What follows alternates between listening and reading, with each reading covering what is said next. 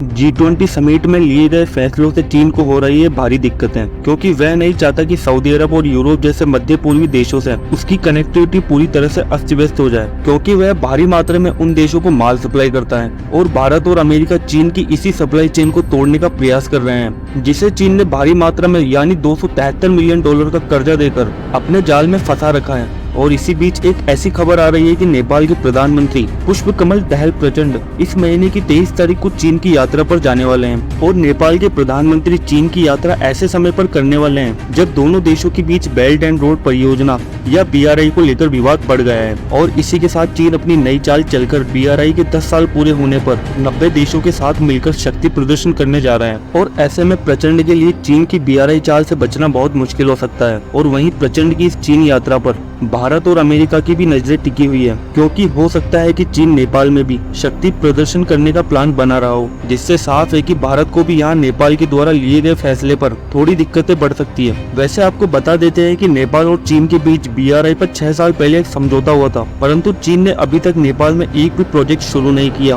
और चीन ने उससे पहले ही नेपाल पर कब्जा करना स्टार्ट कर दिया। और इसी के बीच चीन ने एक दावा किया है कि नेपाल का पोखरा इंटरनेशनल एयरपोर्ट BRI का हिस्सा है, परंतु वहीं नेपाल के विदेश मंत्री NP सोद ने भी ये साफ कह दिया है कि देश में अभी तक BRI की एक भी योजना शुरू नहीं हुई है, तो ऐसे में एयरपोर्ट आपका या BRI का हिस्सा कैसे हो सकता है। वहीं नेपाली विदेश मंत्री के इस ऐलान से चीन बौखला गया है और काठमांडू के चीनी राजदूत ने भारत के खिलाफ जहर उगलना स्टार्ट कर दिया है। और इसी के साथ नेपाल को भारत संग रिश्तों पर चेतावनी दे रहा है। और वहीं इतना कुछ होने पर भी चीन की BRI को नेपाल के लिए अच्छा बता रहा है। दरअसल चीन BRI को लेकर खुद बुरी तरह से फंस गया है और वहीं भारत और अमेरिका के कारण चीन का BRI प्रोजेक्ट दुनिया भर में अपनी चमक खो रहा है, जिसके जाल में फंसकर पाकिस्तान, श्रीलंका तथा अफ्रीकी देश चीन के कर्ज जाल में बुरी तरह से फंस गए हैं। और वहीं चीन अब अपनी BRI की छवि को चमकाना शुरू कर रहा है, जिसके चलते चीन ने नेपाल में BRI 2.0 के तहत एक सिल्क रोड स्टार्ट प्रोग्राम शुरू किया है, जिसके तहत नेपाली जनता और अन्य एशियाई देशों में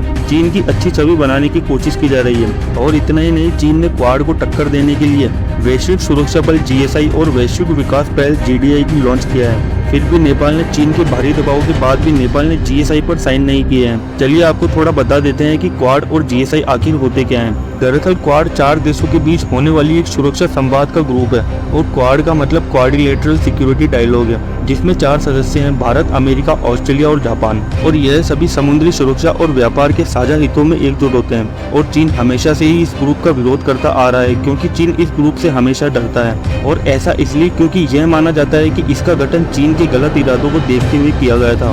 हालांकि इस ग्रुप का काम केवल हिंद प्रशांत क्षेत्र के साझा हितों पर रक्षा करना है, जिसे क्वाड का नाम दिया गया है। चलिए आगे बात कर लेते हैं चीन की GSI की, जिसका पूरा नाम ग्लोबल सिक्योरिटी इनिशिएटिव है। इसके तहत बीजिंग का मकसद एशिया में एक सुरक्षा ढांचा बनाना है। और रिपोर्ट के अनुसार चीन दक्षिणी एशिया में अपने असर को बढ़ाने के लिए GSI जैसे कदम उठा रहा है, जिसके चलते 2020 में चीन ने लाइन ऑफ एक्चुअल कंट्रोल को एक तरफा बदलने की कोशिश की थी।